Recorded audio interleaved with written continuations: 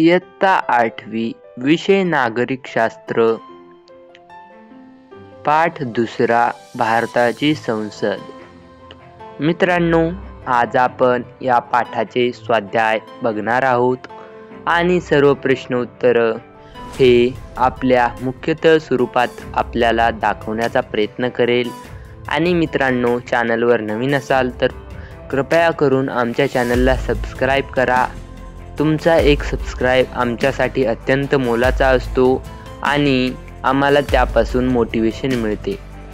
तर मित्रांनो, Arjun study studio या चॅनलला सबस्क्राईब करा आणि व्हिडिओला पुढे चालू ठेवूयात। चला प्रश्न पहिला बघूयात। दिलेल्या पर्यायापैकी योग्य पर्याय निवडून विधाने पूर्ण करा। मित्रांनो, मी तुम्हाला व्हिडिओमध्ये हळूवार सांगण्याचा प्रयत्न करेल, परंतु तुमचे माझ्याबरोबर लिहिणे जर होत नसेल तर तुम्ही व्हिडिओ पॉज किंवा स्टॉप करून लिहू शकता। तर लिहूयात चला। 1. लोकसभेवर टिंब पद्धतीने उमेदवार निवडून पाठवले जातात। अ. भौगोलिक मतदारसंघ, धार्मिक मतदारसंघ, स्थानिक स्वराज्य संस्था मतदारसंघ आणि प्रमाणित प्रतिनिधित्व। तर याचे उत्तर आहे लोकसभेवर भौगोलिक मतदारसंघ पद्धतीने उमेदवार निवडून पाठवले जातात। याचे उत्तर अ आहे मित्रांनो। चला दुसरा पाहूयात। भारताचे रिकामी जागा हे राज्यसभेचे पदसिद्ध सभापती असतात। तर याचे उत्तर आहे भारताचे उपराष्ट्रपती हे राज्यसभेचे पदसिद्ध सभापती असतात। याचे उत्तर पर्याय क्रमांक ब आहे मित्रांनो, आणि जर अजूनही आपण आपल्या चॅनलला सबस्क्राईब केले नसेल तर प्लीज करा, कारण की तुमचा एक सबस्क्रायबर आमच्यासाठी अत्यंत मोलाचा आहे आणि तुमच्यासाठी असेच नवनवीन स्वाध्यायांचे व्हिडिओ आम्ही दररोज घेऊन येऊ शकू। चला प्रश्न दुसरा, शोधा व लिहा। प्रश्न नोट करून घ्या मित्रांनो।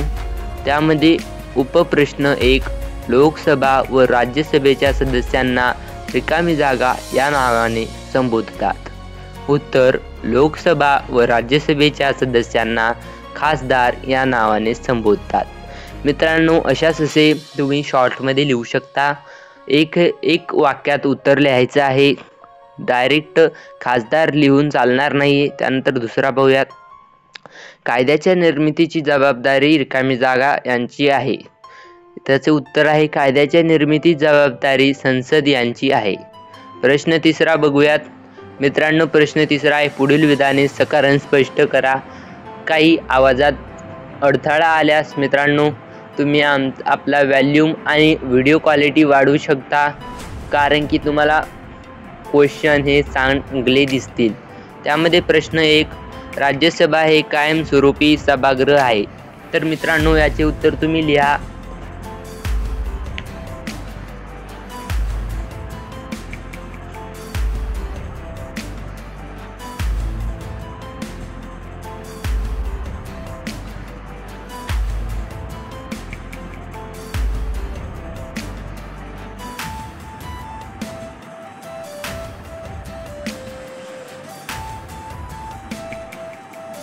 मित्रांनो, प्रश्न दुसरा, लोकसभेला पहिले सभागृह म्हणतात। उत्तर, लोकसभेचे सर्व सदस्य हे थेटपणे लोकांकडून निवडून आलेले असतात, म्हणून लोकसभेला पहिले सभागृह असे म्हणतात। प्रश्न चौथा,